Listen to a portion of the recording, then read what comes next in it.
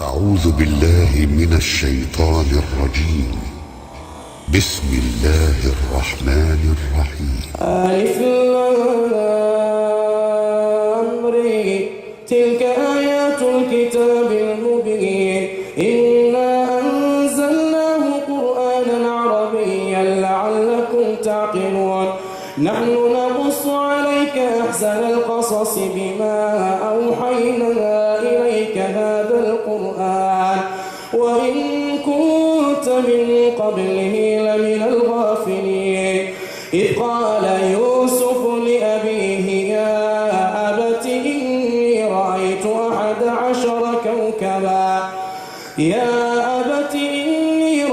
11 كوكبا والشمس والقمر رأيتهم لي ساجدين. قال يا بني لا تقصص رؤياك على إخوتك فيكيدونك كيدا إن الشيطان للإنسان عدو مبين. وكذلك يجتبيك ربك ويعلمك من تأويل الأحاديث ويتم نعمته عليك وعلى آل يعقوب كما أتمها على أبويك من قبل إبراهيم وإسحاق إن ربك عليم حكيم.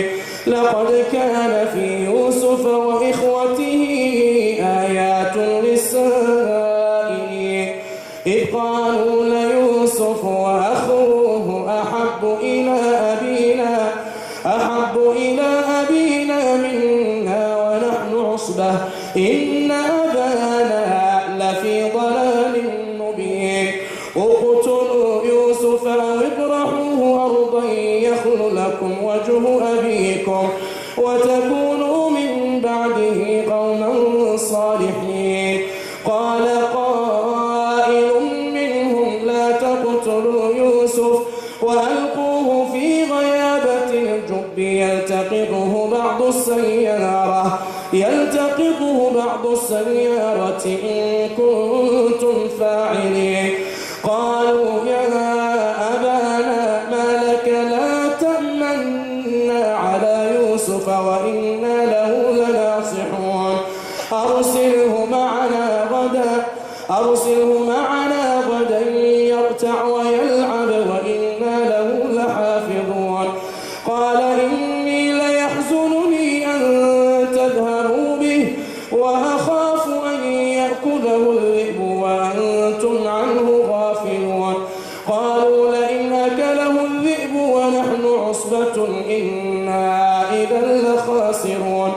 فلما ذهبوا به وأجمعوا أن يجعلوه في غيابة الجب وأوحينا إليه لتنبئنهم بأمرهم هذا وهم لا يشعرون. وجاءوا أباهم عشاء يبكون. قالوا يا أبانا إنا ذهبنا نستبق وتركنا يوسف عند متاعنا فأكله الذئب وما أنت بمؤمن لنا ولو كنا صادقين. وجاءوا على قميصه بدم كذب قال بل سولت لكم أنفسكم أمرا فصبر جميل والله المستعان على ما تصفون. وجاءت سيارة فأرسلوا واردهم فأدلى دلوه قال يا بشرى هذا غلام وأسروه بضاعة والله عليم بما يعملون. وشروه بثمن بخس دراهم معدودة وكانوا فيه من الزاهدين. وقال الذي اشتراه من مصر لامرأته أكرمي مثواه عسى أن ينفعنا أو نتخذه ولدا وكذلك مكنا ليوسف في الأرض ولنعلمه من تأويل الأحاديث والله غالب على أمره ولكن أكثر الناس لا يعلمون ولما بلغ أشده آتيناه حكما وعلما وكذلك نجزي المحسنين وراودته التي هو في بيتها عن نفسه وغلقت الأبواب وقالت هيت لك قال معاذ الله إنه ربي أحسن مثواي إنه لا يفلح الظالمون ولقد همت به وهم بها لولا أن برهان ربه كذلك لنصرف عنه السوء والفحشاء إنه من عبادنا المخلصين واستبق الباب وقدت قميصه من دبر وألف يا سيدها لدى الباب قالت ما جزاء من أراد بأهلك سوءا إلا أن يسجن أو عذاب أليم قال هي راودتني عن نفسي وشهد شاهد من أهلها إن كان قميصه قد من قبل فصدقت وهو من الكاذبين وإن كان قميصه قد من دبر فكذبت وهو من الصادقين فلما رئي قميصه قد من دبر قال إنه من كيدكن إن كيدكن عظيم يوسف أعرض عن هذا واستغفري لذنبك إنك كنت من الخاطئين قال نسوة في المدينة امرأة العزيز تراود فتاها عن نفسه قد شغفها حبا إنا لنراها في ضلال مبين فلما سمعت بمكرهن أرسلت إليهن وأعتدت لهن متكئا وآتت كل واحدة منهن سكينا وقالت اخرج عليهن فلما رأينه أكبرنه وقطعن أيديهن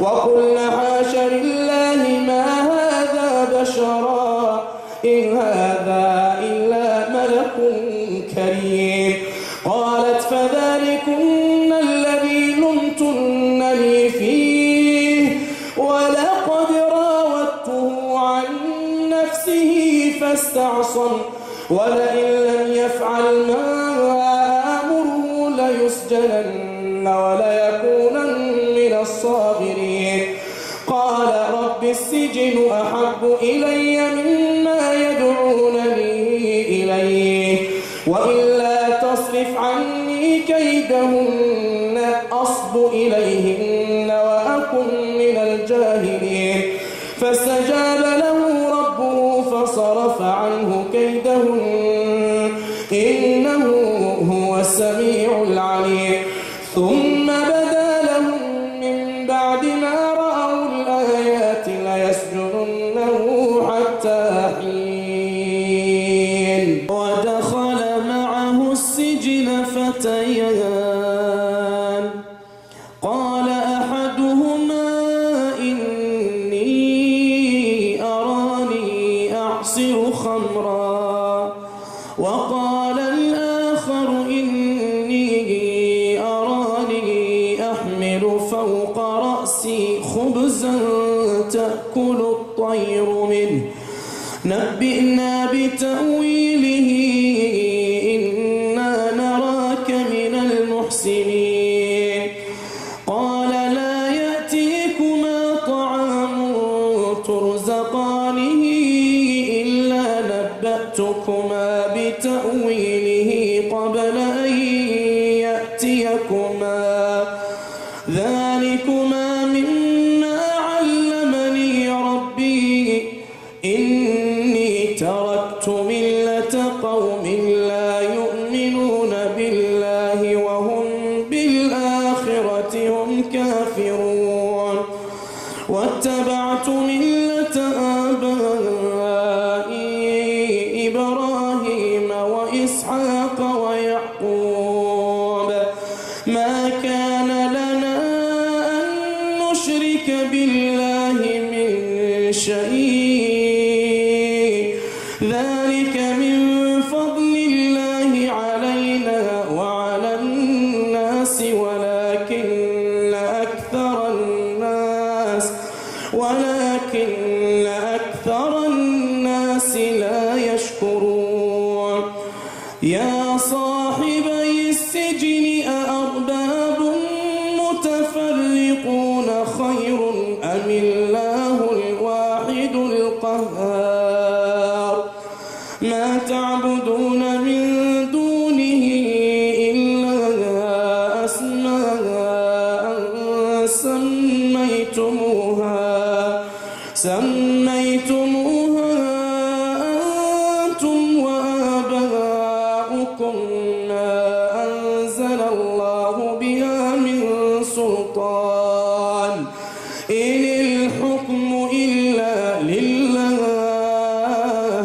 أمر أن لا تعبدوا إلا إياه ذلك الدين القيم ولكن أكثر الناس لا يعلمون يا صاحبي السجن أما أحدكما فيسقي ربه خمرا وأما الآخر فيصلب فتأكل الطير من رأسه قضي الأمر الذي فيه تستفتيان وقال للذي ظن أنه ناج منهما اذكرني عند ربك فأنساه الشيطان ذكر ربه فلبث في السجن بضع سنين وقال الملك إني أرى 7 بقرات سمان يأكلهن 7 عجاف و7 سنبلات خضر وأخر يابسات يا أيها الملأ أفتوني في رؤياي إن كنتم للرؤيا تعبرون قالوا أضغاث أحلام وما نحن بتأويل الأحلام بعالمين وقال الذي نجا منهما وادكر بعد أمة أنا أنبئكم بتأويله فأرسلون يوسف أيها الصديق أفتنا في 7 بقرات سمان يأكلهن 7 عجاف و7 سنبلات خضر وأخر يابسات لعلي أرجع إلى الناس لعلهم يعلمون قال تزرعون 7 سنين دأبا فما حصدتم فذروه في سنبله إلا قليلا مما تأكلون ثم يأتي من بعد ذلك 7 شداد يأكلن ما قدمتم لهن إلا قليلا مما تحصنون ثم يأتي من بعد ذلك عام فيه يغاث الناس وفيه يعصرون وقال الملك ائتوني به فلما جاءه الرسول إلى ربك فاسأله ما بال النسوة اللاتي قطعن أيديهن إن ربي بكيدهن عليم. قال ما خطبكن إذ راوتن يوسف عن نفسه قلنا حاش لله ما علمنا عليه من سوء. قالت امرأة العزيز الآن حصحص الحق أنا راودته عن نفسه وإنه لمن الصادقين. ذلك ليعلم أني لم أخنه بالغيب وأن الله لا يهدي كيد الخائنين.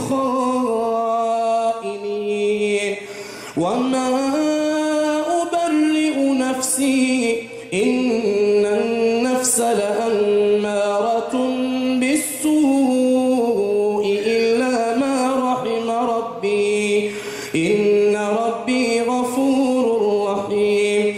وقال الملك ائتوني به أستخلصه لنفسي فلما كلمه قال إنك اليوم لدينا مكين أمين.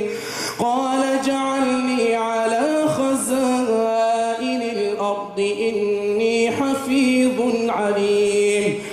وكذلك مكنا ليوسف في الأرض يتبوأ منها حيث يشاء نصيب برحمتنا من نشاء ولا نضيع أجر المحسنين.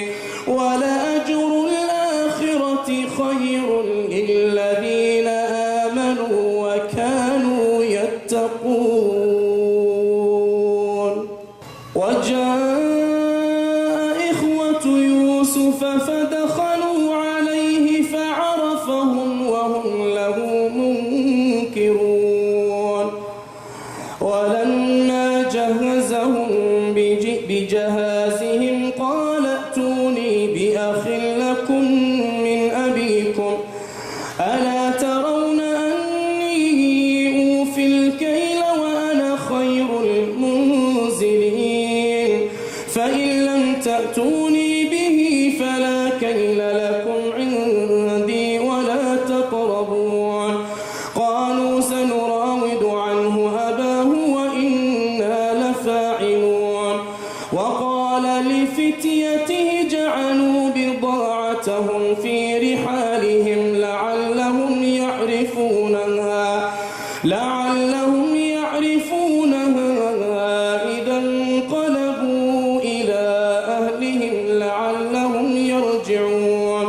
فلما رجعوا إلى أبيهم قالوا يا أبانا منع منا الكيل فأرسل معنا أخانا نكتل وإنا له لحافظون.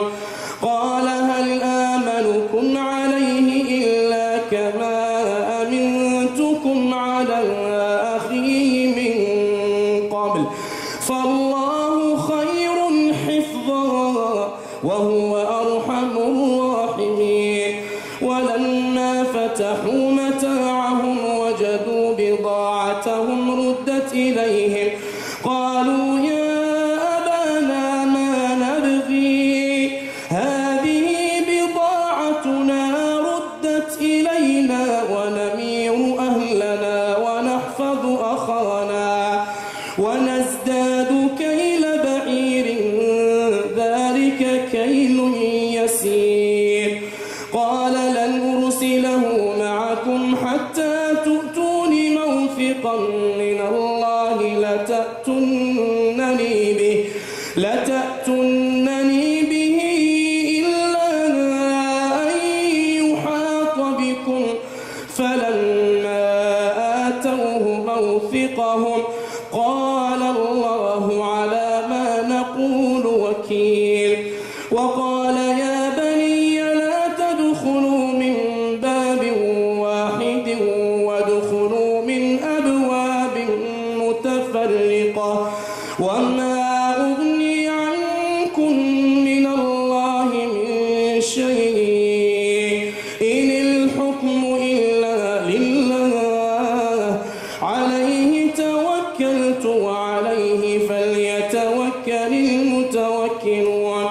ولما دخلوا من حيث أمرهم أبوهم ما كان يغني عنهم من الله من شيء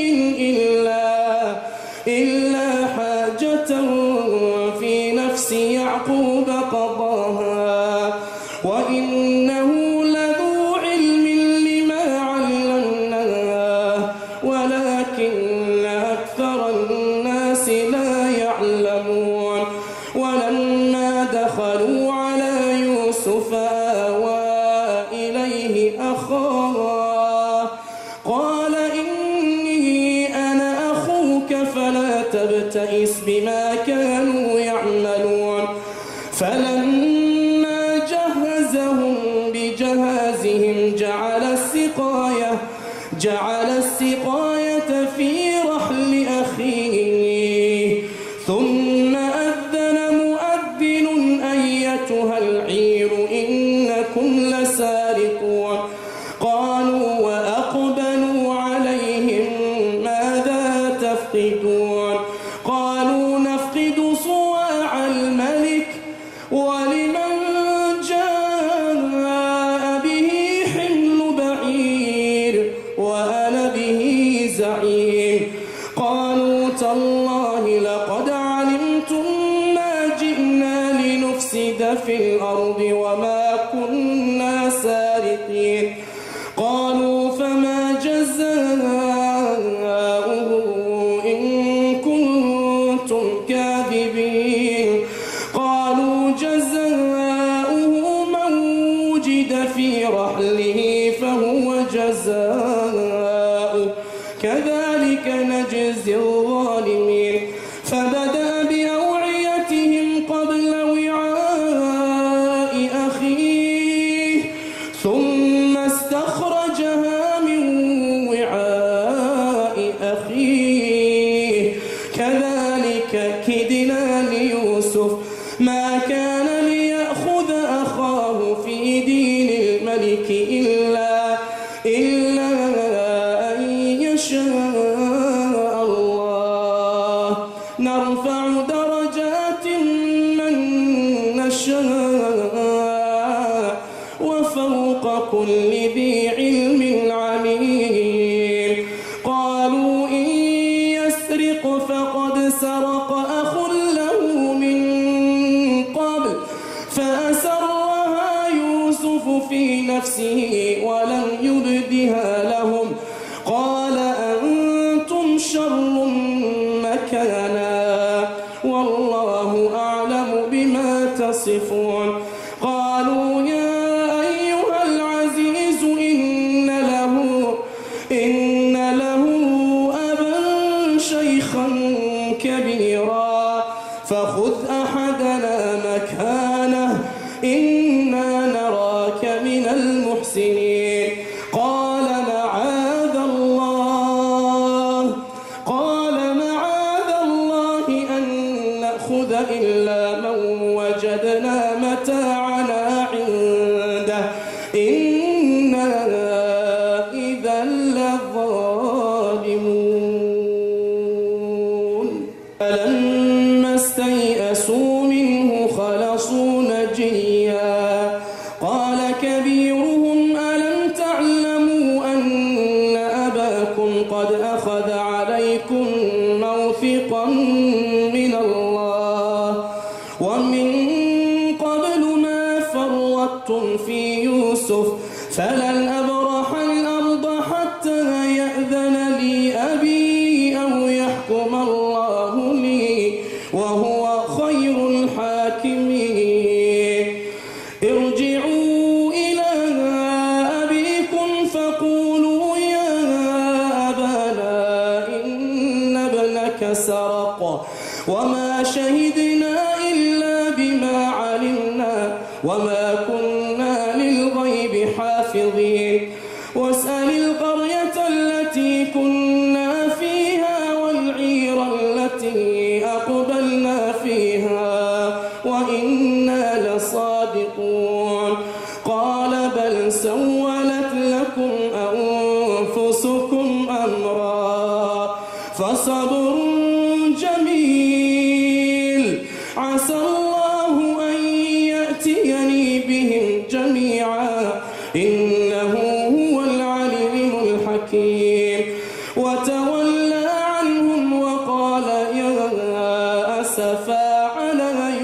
يوسف وابيضت عيناه من الحزن فهو كظيم. قالوا تالله تفتأ تذكر يوسف حتى تكون حرضا أو تكون من الهالكين.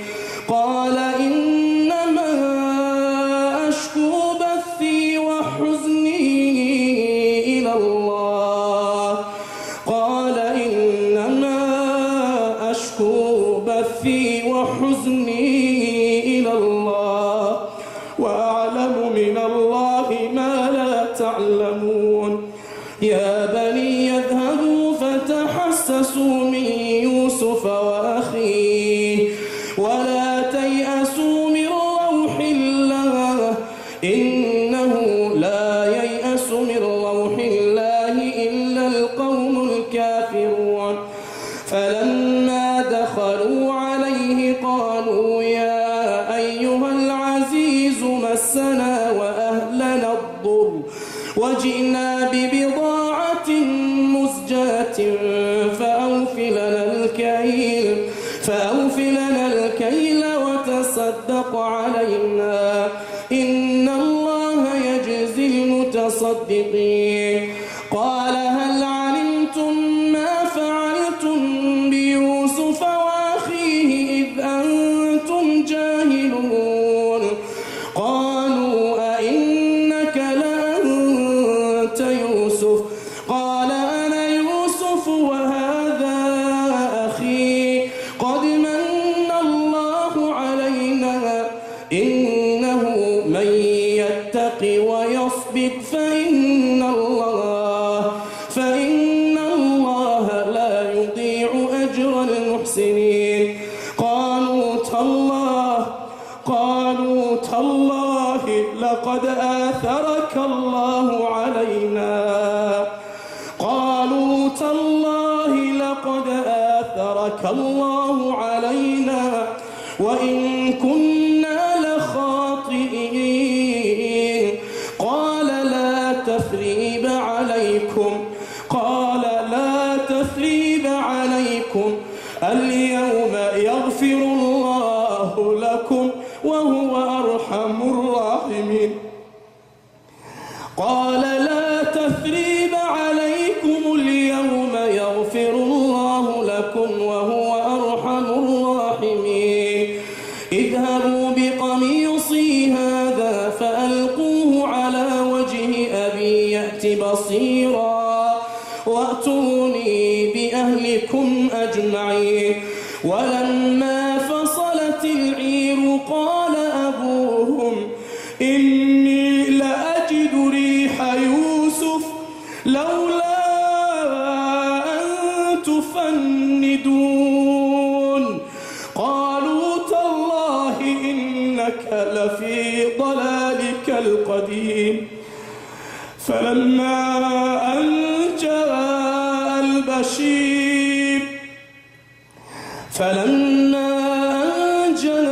البشير ألقاه على وجهه فارتد بصيرا. قال ألم أقل لكم إني أعلم من الله ما لا تعلمون؟ قالوا يا أبانا استغفر لنا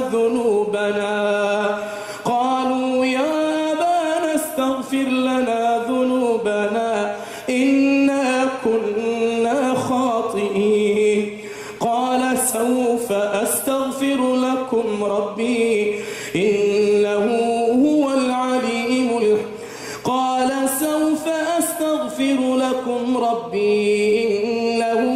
الغفور الرحيم. فلما دخلوا على يوسف آوى إليه أبويه وقال ادخلوا مصر إن شاء الله آمنين. ورفع أبويه على العرش وخروا له سجدا وقال يا أبت هذا تأويل رؤياي من قبل قد جعلها ربي حقا وقد أحسن بي أخرجني من السجن وجاء بكم من البدو من بعد أن نزغ الشيطان بيني وبين إخوتي إن ربي لطيف لما يشاء إن ربي لطيف لما يشاء إنه هو العليم الحكيم ربي قد آتيتني من الملك وعلمتني من تأويل الأحاديث فاطر السماوات والأرض أنت ولي في الدنيا والآخرة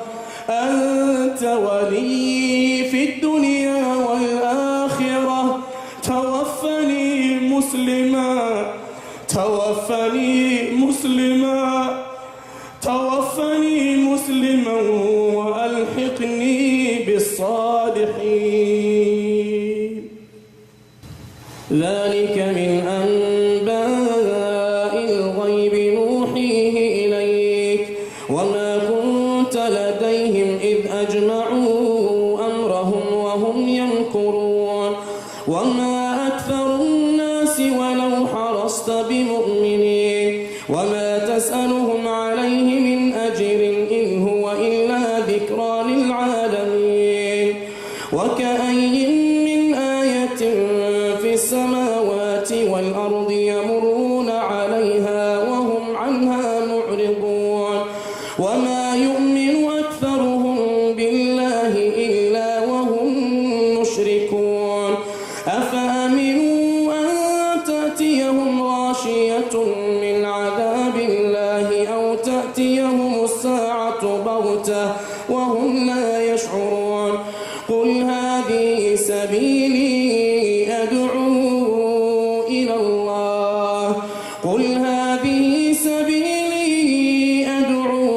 إلى الله على بصيرة أنا ومن اتبعني وسبحان الله وما أنا من المشركين وما أرسلنا من قبلك إلا رجالا يوحى إليهم من أهل القرى أفلم يسيروا في الأرض فينظروا كيف كان عاقبة الذين من قبلهم ولدار الآخرة خير للذين اتقوا أفلا تعقلون حتى إذا استيأس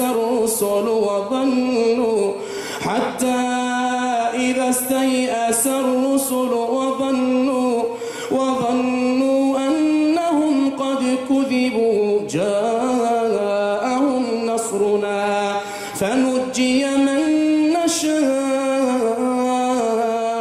ولا يرد بأسنا عن القوم المجرمين لقد كان في قصصهم عبرة لأولي الألباب ما كان حديثا يفترى ولكن تصديق الذي بين يديه وتفصيل كل شيء وهدى